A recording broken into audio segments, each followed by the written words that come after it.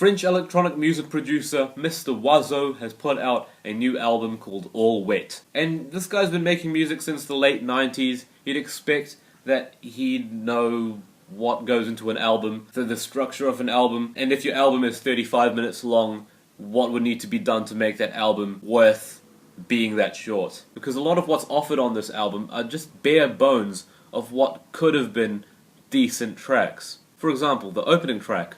Instead of putting out a fleshed out or developed new disco track for the opening, this thing just runs on a very tedious loop and doesn't even have a progression. In fact, a lot of the tracks on this album are notably short, and they just have an idea, they loop it, and then they shoot it down. The thing is, Mr. Oizo doesn't even put out a song as much as he puts out a non-song with very little gratification over its runtime. In terms of guest vocalists here, you have people like Peaches, who I'm not a fan of, so that was out the window. Someone as explicit and vapid as Peaches is not going to win me over.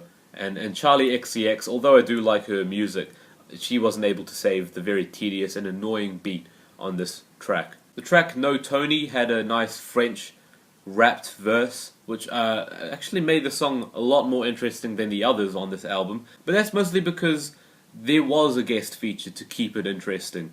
Mr. Oizo doesn't really manage to hold his own when he is putting out an instrumental track on this album. Maybe the track Your Liver, although if you count the text-to-speech generator as a guest feature, I don't know. That track was interesting because it did seem very harrowing to hear a voice constantly say, "I will eat your liver," or something like that. But again, it was very short. And then the track, The One You Buy, is probably the track you'd least want to buy.